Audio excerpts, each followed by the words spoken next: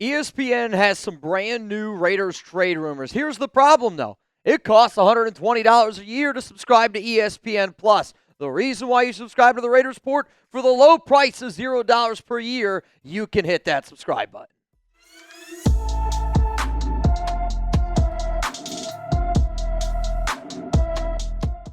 New Raiders trade rumors from ESPN before the NFL trade deadline coming at you on today's show. My name is Mitchell Renz. You're watching the Raiders Report, and ESPN recently released an article titled 2025 NFL Trade Deadline, proposing 13 offers that make sense. The Raiders were featured in that article 2 times, and because there's just been so many rumors around Jakobi Meyers, so many rumors around the NFL trade deadline, which, by the way, is going to be November 4th at 4 p.m. Eastern, I wanted to look at the 2 trades that ESPN put together and essentially just give you my 2 cents of what I thought those deals were. So first was Jakobi Meyers, and it's been reported. I personally don't think he's ever going to play again with the Las Vegas Raiders. He's missed practice on Wednesday. He missed practice on Thursday. And for those that do not know, I am recording this video on Thursday. But the very first trade that was thrown out by ESPN was the Las Vegas Raiders. They received cornerback Deonte Banks, who was a former first-round pick, and a fifth-round pick in the 2026 NFL Draft.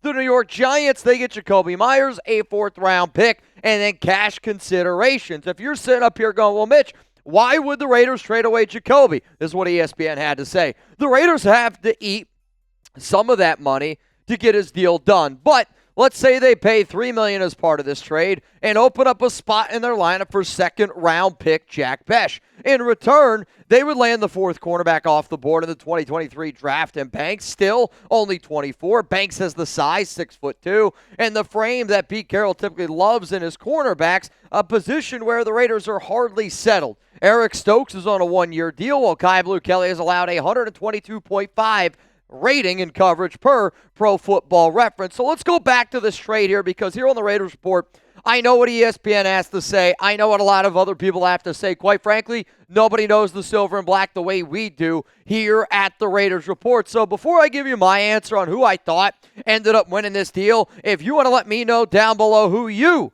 end up thinking wins this trade, type LV for the Las Vegas Raiders, or I want you to type NYG for the New York Giants. My answer coming up here after this YouTube ad break.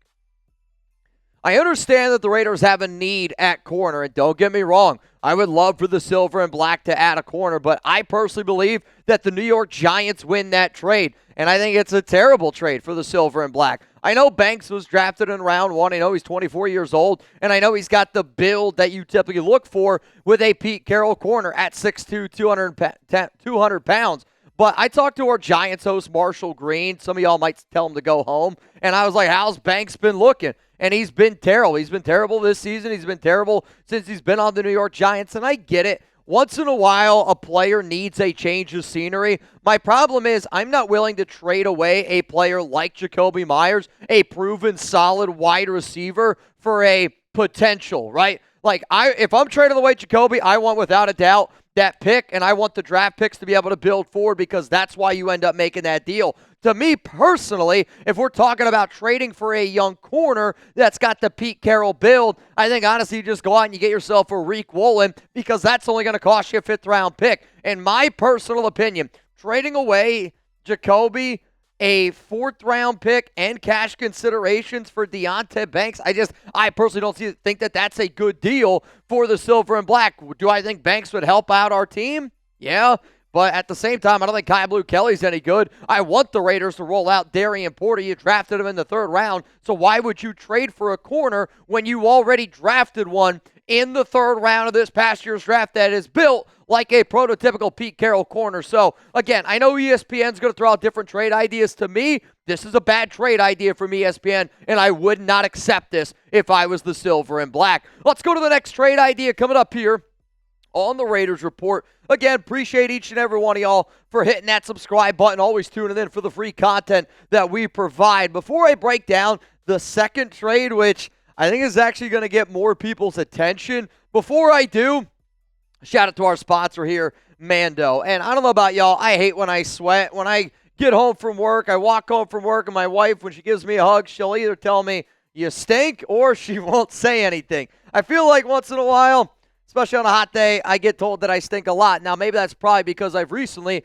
ran out of my Mando, but Mando, it's formulated to stop odor before it starts and doesn't mask odor with overwhelming fragrance. So you can tackle anything from your job or if you're just trying to smell great. Don't mask it, Mando it. And as a special offer for our listeners, new customers get 20% off site-wide with our exclusive code. Use code chat at shopmando.com for 20% off site-wide plus free shipping.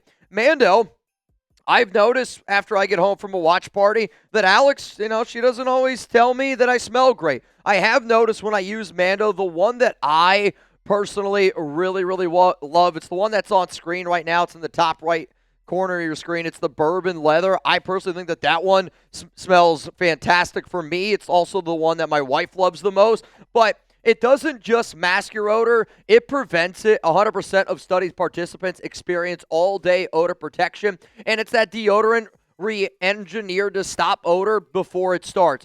So Mando's starter pack is perfect for new customers. It comes with a solid stick deodorant, cream tube deodorant, 2 free products of your choice, and free shipping. It's a special offer for our listeners. New customers get 20% off site-wide with our exclusive code. Use code chat at shopmando.com for 20% off site-wide plus free shipping. That's shopmando.com. Please support the Raiders Sport. Tell them that we sent you. Mando's got you covered. Protect your pits. Smell great while you're doing it. It is a high-performance whole body deodorant. If you sweat a lot, I think you're going to love Mando. That link's down in the comments and in the description of today's show. Let's go to ESPN's second trade here around the silver and black, and it involves the Chicago Bears. The Raiders, they receive offensive tackle Braxton Jones, who, funny enough, was actually benched in Week 4 when the Raiders played the Chicago Bears. Maybe it was because of Max and the whole crew was ganging up on Caleb Williams a little bit too much.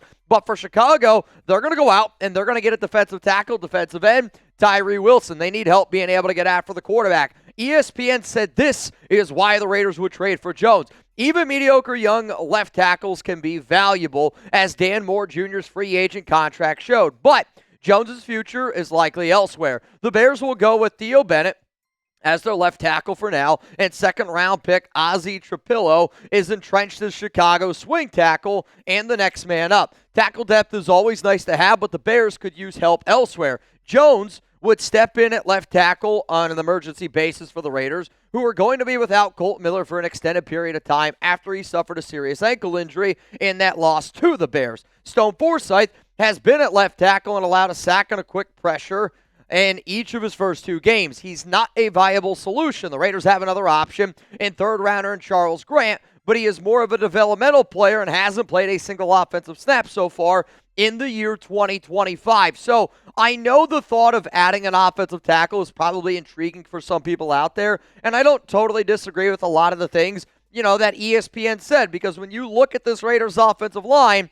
I do think that having Colt Miller on IR is potentially bad. I also think that there is potential that Colt Miller does not come back for the entire season. If that is the case, then I do think that this trade makes a little bit more sense, but I am going to have my fingers crossed that Colt Miller is able to return. In terms of why the Raiders would trade away, Tyrie Wilson, Las Vegas would simultaneously move on from another of their former disappointing first-round picks in Wilson, who simply hasn't developed into a starting caliber player since being drafted with the 7th pick in the 2023 NFL Draft. Now, what's funny about this is recently there was a report out that the Raiders were looking to draft Paris Johnson Jr., and instead, he went off the board. He's turned out to be one of the best left tackles in the NFL, and the Raiders ended up going with Tyrie Wilson. This one does pain me a little bit because y'all know that I am a fan of Wilson. I wish the Raiders would use him as a defensive tackle more instead of a defensive end, but since he was listed in this article as an edge and as a defensive end, if you're telling me I got to trade away the defensive end version of Tyrie Wilson, I'm on board with that. If you're telling me that we're going to play him at defensive tackle, then I actually don't know if I like this trade nearly as much. So who wins this deal? Let me know down below. Give me a Bears or give me a Raiders. It's also very important, since I'm showing you 2 different trades, that you follow the instructions on screen. That way I know what trade you're talking about. That way Jugs knows which trade you're talking about. And that way everyone down in the comments section knows what you're talking about. But I am going to sit up here and I'm going to go that I think that both sides can win this deal. I could say both sides win this deal because at the end of the day, if Colton Miller doesn't come back this season, I do think that it makes sense to have another offensive tackle potential prospect because you don't want to just throw Charles Grant out there to the Wolves. Got to give some credit to DJ Glaze. He's done a better job. Got to give a better credit to even Stone Forsythe. I don't think he's done as nearly as bad as what I thought he was going to do. And then from the Tyrie Wilson standpoint, I don't know when Tyrie's ever going to get it done. But as often as I've said how much of a believer I am in Rob Leonard and how much I am a believer in him as a coach, if Tyrie Wilson after 3 years with Rob Leonard can't figure it out, again, maybe it's just a Tyrie Wilson problem, which again, it's high upside for Braxton Jones, high upside for Tyrie Wilson. I think if you're the Raiders, you're going, well, we've given him 3 years here in the silver and black. Doesn't seem like it's working out. Maybe if we bring in a Jones, new scenery for him, and he ends up turning out to be a good left tackle because even though he's been bad this season, you go back and you look at his limited reps in 2024, put up some good reps for the Chicago Bears. Coming up next year on the show, though, since ESPN is throwing out trade after trade after trade, I said, let's actually talk about which players do I think actually could be dealt. Now, I did put this list out earlier in the week. If you did watch our Raiders Report show on Tuesday, it's going to look like the exact same list. Before I show you which 5 players I believe are the most likely to be dealt by John Spytek and Pete Carroll, the Raiders got a big Week 7 matchup. I hope you're subscribed. I hope you tune in and watch this game because, yes, it is a big old game, and I know that the Raiders are not favored. Quite frankly, the last time that I checked, they're 10, 11-point dogs, and with all the shit going on with Jakobi Meyers, it looks like the Raiders are already packing it in, and they're getting ready to rebuild for next season. Here's the thing, though.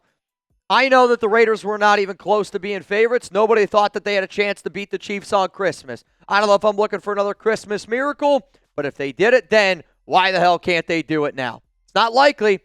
I don't give a shit, though. It's always FKC. Here are the top 5, I would say, Raiders trade candidates as it stands right now at the time that I'm making this video. Jakobi Meyers is number 1, and I don't really think it's all that close. Coming in here at number 2 is Dylan Parham, and that's because they like Caleb Rogers. They drafted him. They also signed Alex Kappa, so if you move on from Parham, who's in the final year of his deal, that's why that's like that. Tyrie Wilson, we've already talked about why that one makes sense. Malcolm Kuntz signed a 1-year deal. He's been abysmal, and I wouldn't be shocked if another NFL team's like, well, maybe it's a Raiders problem. The last time that we saw a healthy Malcolm Kuntz, he ended up being a good player, and NFL teams are always looking for extra pressure to get after a quarterback. And then Max Crosby's on here at 5. I do not think that 98's going anywhere, but if you were to put up a roster of every single Raiders player and ask all 32 GMs who's the guy they want, every single GM is going to point to number 98. Therefore, he ends up making this list. If you were to ask me when do I think Crosby does get traded, if he ends up getting dealt, I'll keep saying the answer I've been saying